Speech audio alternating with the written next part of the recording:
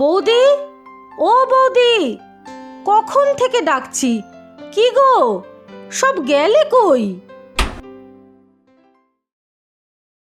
আরে সন্ধ্যা, আসো আসো, ভেতরে আসো। কেমন আছো? তা ভালো আছি। কোথায় ছিলে গো? কখন থেকে ডাকছি, দরজা ঢাকাচ্ছি। এই এত বেলায় ঘুমোচ্ছিলে নাকি? না না, এখন ঘুমাবো কেন? সেই কখন উঠেছি। সংসারের বাসি কাজ সেরে ঠাকুর ঘরে গেছিলাম, শুনতে পাইনি গো। কি ব্যাপার বলো তো, কি এমন হলো যে ঠাকুর ঘরে গিয়ে একেবারে বিভোর হয়ে গেলে? দাদা কই গো? সেই তো সব, ছাড়ো সব। সব কথা কি বাইরেই দাঁড়িয়ে সেরে ফেলবে, নাকি ভিতরে আসবে? আগে ভিতরে এসো, তারপর সব কথা হবে। তোমার দাদা ঘরে শুয়ে আছে, যাও দাদার কাছে গিয়ে বসো, আমি চা জল আনছি।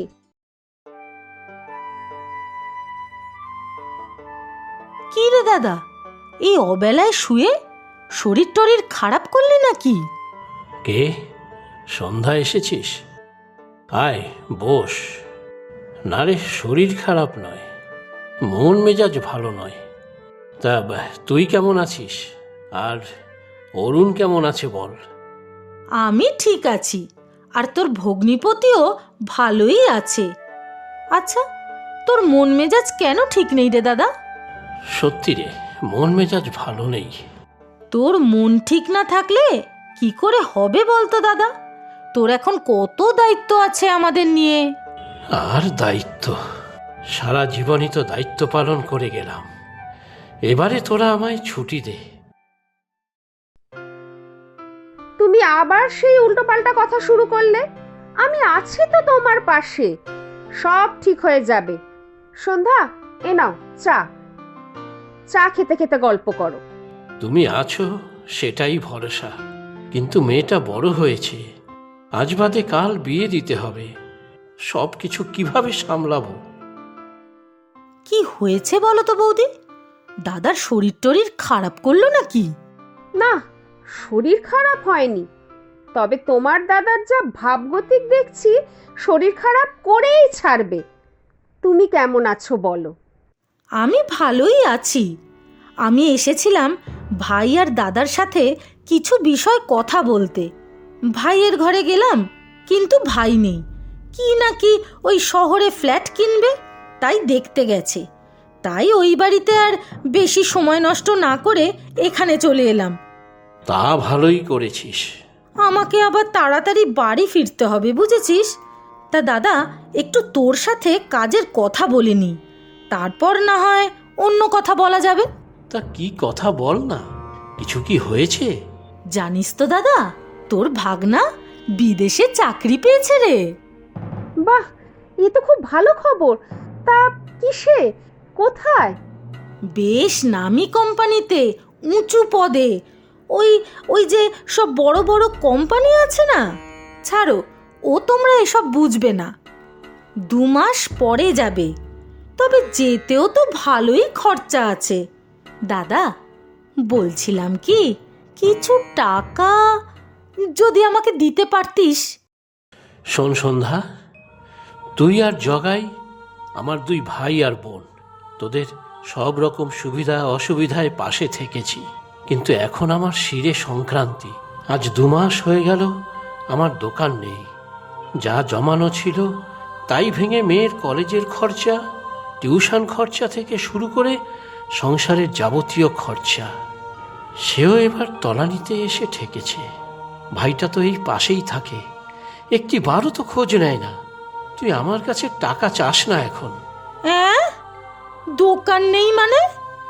অত সুন্দর চলতি দোকানটা বন্ধ করে দিলি কেন? দোকানটা বন্ধ নয়, দোকানটাই নেই। বেশ কিছু রাজনৈতিক দলের নিজস্ব ঝামেলায় বাজারের বেশ কিছু দোকান ভাঙা পড়েছে।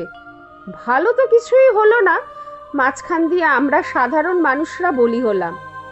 চিন্তায় চিন্তায় তোমার দাদার শরীরটাও খারাপ করে ফেলেছে। হায় রে, দেখ, তাহলে অন্য কিছু চেষ্টা কর। এমন করে ঘরে বসে থাকলে তো আর হবে না। তবে দেখিস বাবা, আবার আজে বাজে কিছু আবার কাজ করিস না। যতই হোক এই বংশের একটা মান সম্মান আছে তো। তার উপর দুদিন পর তোর ভাগনা বিদেশ যাবে, তখন এই ফ্যামিলিতে স্ট্যাটাসটা আরো হাই হয়ে যাবে না? হ্যাঁ রে, সত্যিই তোদের অনেক হাই স্ট্যাটাস। আমাদেরকে মিল খাইয়ে চলতে হবে, সে সংসার না চালাতে পারলেও হবে। কি তাই তো?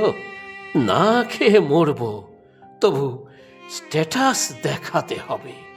ছাড়ো সব, সে তুই পরে ভাবিস কি করবি। শোন না, টাকা তো তুই দিতে পারবি না এখন। আমি আবার বড় মুখ করে বলতে এসেছিলাম যে বাবুর বিদেশ যাওয়ার খরচা আমার দাদা ভাই মিলে দিয়ে দেবে। সে তো আর হলো না। তুই বরং সামনের কাটাচারেক জায়গাটা আমাকে দিয়ে দে, তোদের দুজনের এই বাড়িতেই হয়ে যাবে। আর মেয়েকে তো পরের বাড়ি পাঠিয়ে দিবি, দুই বুড়ো বুড়ি মিলে এই বাড়িতেই হয়ে যাবে। বিদেশ থেকে খোকা ফিরলে এখানে মনের মতো একটা বাংলো বানাতে পারবে। আগেই তো দুটো জায়গা তোর নামে লিখে দিলাম, আর একটা জমি বিক্রি করে তোর বিয়ে দিলাম। আর এখন আমার এই দুঃসময় পাশে না দাঁড়িয়ে আমার শেষ সম্বলটুকুও কেড়ে নিতে চাইছিস? তুমি শান্ত হও, সব ঠিক হয়ে যাবে। দেখো সন্ধ্যা, তুমি এখন এসব কথা বলে আর তোমার দাদাকে উত্তেজিত করো না। মানুষটার সময়টা কেমন সেটা বোঝার চেষ্টা করো। এরকম ভাবে কথা বলো না তো বৌদি, 7-5 ভেবে কথা বলো। আর দাদা, তুই সব জেনেও না জানার ভান করছিস। তোদের তো মেয়ে কিছুদিন পরে বিয়ে হয়ে চলে যাবে। তুই জানিস না, নিজের পুত্র সন্তানের পর ভাগনাই আপন হয়। আর তোদের তো পুত্র সন্তানও নেই। শেষকৃত্যতে তোদের ভাগনাকেই তো সব কাজ করতে হবে। তাই তোদেরও তো কিছু কর্তব্য আছে নাকি? হ্যাঁ, সেই শেষ জল তো ভাগনাকেই দিতে হবে রে দাদা। সন্ধ্যা, বলতে বলতে তুমি কোথা থেকে কোথায় যাচ্ছ? নিজের জ্ঞান বিবেক সব হারিয়ে ফেলছো। দেখছো তোমার দাদার সংসারে কঠিন অবস্থা, তোমার দাদার মন ভালো নেই, আর এখন তুমি তার সুযোগ নিচ্ছ। আমাদের নিয়ে তোমাকে চিন্তা করতে হবে না। পারবে তুমি একা সংসার টানতে? আমরা ভাই বোনেরা বুঝি কেউ না? আমি সব ঠিক করে আবার সংসারটাকে দাঁড় করাবই। ঠিক আছে, আমরা তাহলে আর তোমাদের পাশে নেই। আমি এতদিন যতটা পেরেছি আমার সামর্থ্যের বাইরে গিয়েও তোদের জন্য করেছি। আজ আমার পাশে যখন তোরা নেই, তাহলে তাহলে তোরাও আমাকে ভুলে যা। আমিও দেখি বৌদি কিভাবে একা সব সামাল দেয়।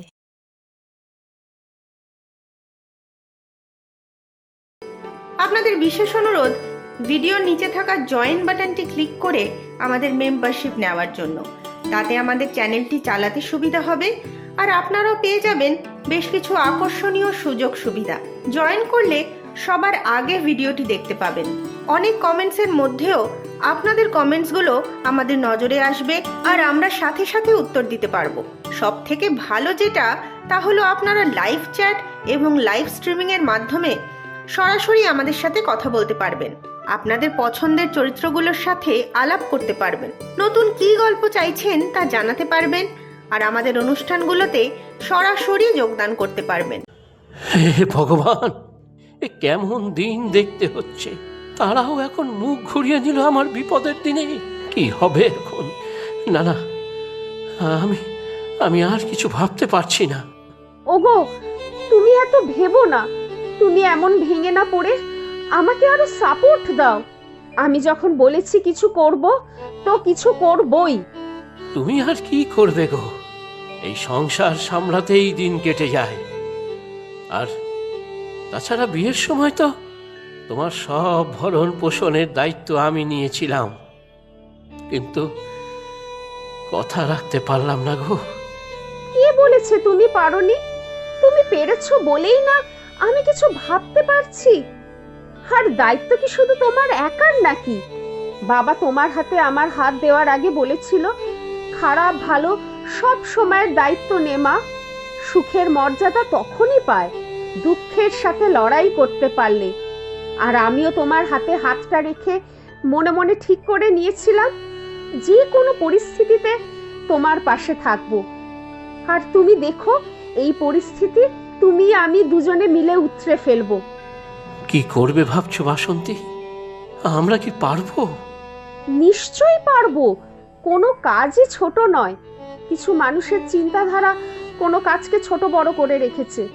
আমাদের শুধু মনের জোর লাগবে আরো এগিয়ে যেতে। এমন অবস্থায় তোমাকে দেখে সত্যি জোর পাচ্ছি। বলো বলো বলো, কি করতে হবে বলো। আমি ঠিক করেছি আমরা একটা ছোট মোমো স্টল দেব ওই বড় রাস্তার পাশে। পুঁজিও বেশি লাগবে না। আমি বানাবো আর তুমি খরিদ্দার সামলাবে। কি পারবে না? পারবো না কেন? নিশ্চয়ই পারবো। কিন্তু তুমি এটাকে এত করে ভেবে ফেললে, কিন্তু আমি পারলাম না। আমাদের সংসারের জন্য তুমি এত কিছু ভাবতে পারো, কিন্তু সব কিছুকে ছোট বড় বিচার করে আমি বিছানাতেই শুয়ে আছি। আমরা তো পরিশ্রম করব রাত দিন।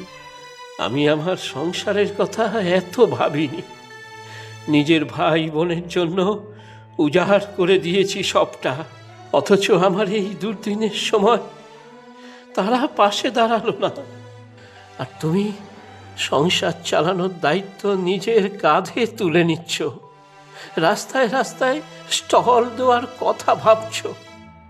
হায় ভগবান, কি দিন দেখালে আমাকে। আমার আমার আমার শরীরটা কেমন যেন করছে। ওগো, কি হলো তোমার? তুমি এত উত্তেজিত হয়েও না, শান্ত হও। মনা, দৌড়ে আয়, তোর বাবা কেমন করছে। আহ আহ আহ আহ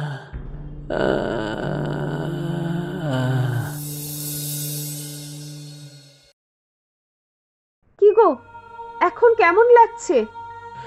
আগের থেকে ভালো, কিন্তু অনেক টাকা তো খরচা হয়ে গেল। তুমি কিছু চিন্তা করো না, তুমি সুস্থ হও আগে। আমরা সুস্থ থাকলে আবার সব কিছু আমরা দাঁড় করাতে পারবো। হ্যাঁ গো, এবার আমি তোমার সাথে সহযোগিতা করব। আমাকে সুস্থ হতেই হবে। মেয়ে কোথায়? মনা তো ডাক্তার বাবুর সাথে কথা বললো, আর বাকি সব ওষুধপত্র কাগজ গুছিয়ে নিচ্ছে। চলো বাড়ি যাই, আমরা দুজনে আবার প্রথম থেকেই শুরু করব।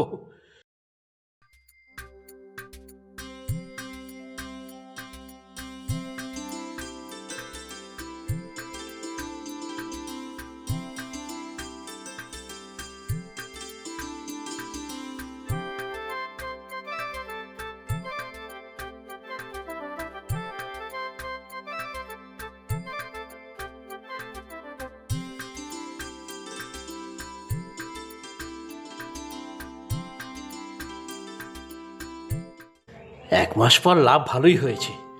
মুদি দোকানের ধার শোধ করে সংসারের বাকি মুদি সদাই কেনা যাবে। হ্যাঁ, সবে তো 1 মাস। ধৈর্য ধরে আরেকটু দোকান চালালে দেখবে আমরা সব পারবো। আবার সুখের মুখ দেখবো আমরা। আমি ভাবছি দোকানটা কিভাবে বড় করা যায়। তাহলে 1-2জন সাহায্য করার লোক রেখে দেব, তাতে আমাদেরও সুবিধা হবে, কারুর সংসারও চলবে। হ্যাঁ গো, ঠিক বলেছ। চেষ্টা করলে সব সম্ভব। দেখো তো কে এলো, মেয়ে মনে হয়। মেয়ে তো কলেজে গেছে, পরীক্ষার ফর্ম ফিল আপ আছে। ও তো এখন আসবে না। আচ্ছা দাঁড়াও, দেখি কে এলো। সন্ধ্যা, আসো, ভিতরে আসো। তোমার চোখে মুখের এমন অবস্থা কেন? কেমন আছো গো বৌদি? দাদা কোথায়? দাদা ঘরে, ভিতরে আসো। আরে সন্ধ্যা, দাদাকে মনে পড়লো এতদিন পরে? আমাকে ক্ষমা কর দাদা, আমার ভুল হয়েছে। ভেবেছিলাম ছেলে বিদেশ যাচ্ছে চাকরি করতে, অনেক বড় হবে, অনেক টাকা রোজগার করে দেশে সাহেব হয়ে ফিরবে। কিন্তু ছেলে বিদেশে গিয়ে আমাদের আর কোনো খোঁজ রাখে না রে দাদা। আমাদের ফোনও ধরে না। হায় ভগবান, একেই বলে ধর্মের কল বাতাসে নড়ে। তুই বলেছিলি ভাগনাকেই শেষের জল দিতে হবে। যে ভাগনা নিজের বাবা মাকে নিয়েই ভাবে না, সে আবার মামাকে নিয়ে কি ভাববে?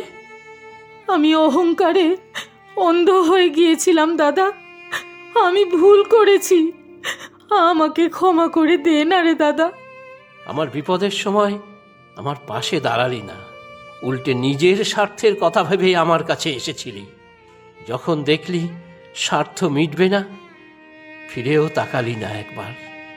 এমনকি অসুস্থ অবস্থাতেও দেখতে এলি না। ভুলে গিয়েছিস সেসব দিনের কথা? হ্যাঁ রে দাদা, আমার ভুল হয়েছে, আমাকে ক্ষমা করে দে। আমি ক্ষমা করার কে? আমার মেয়ে আর বাসন্তী আমাকে আমার এই দুঃসময় থেকে টেনে তুলেছে। দেখ, বাসন্তী যদি তোকে ক্ষমা করে, আমার কথা না হয় ছেড়েই দে। দেখো সন্ধ্যা, তুমি তোমার ভুল বুঝতে পেরেছ, এটাই অনেক। তুমি তো আমার পরিবারেরই আপনজন। আমিও চাই দাদা বোন তোমরা সবসময় এক থাকো। আজ আমার খুশির দিন, আমরা পরিবার আবার এক হয়েছি। দাঁড়াও, একটু মিষ্টি মুখ করি সবাই, মেয়েটাও বাড়ি ফিরুক, ভারী খুশি হবে ও। প্রচুর সঠিক উত্তরদাতাদের মধ্যে থেকে আমরা বেছে নিয়েছি 10 জনের নাম। গল্পের নাম গরিবের আত্মসম্মান।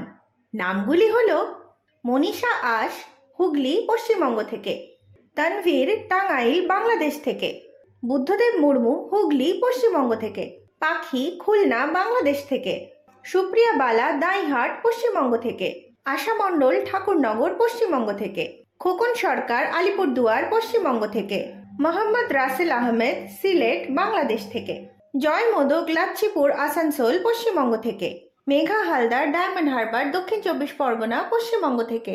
আজকের প্রশ্ন, গল্পের শেষে সন্ধ্যা দাদার কাছে ক্ষমা চেয়েছিল কেন? তোমরা প্রশ্নের উত্তরের সাথে নিজের নাম আর কোথায় থাকো সেটাও লিখে জানাবে কিন্তু।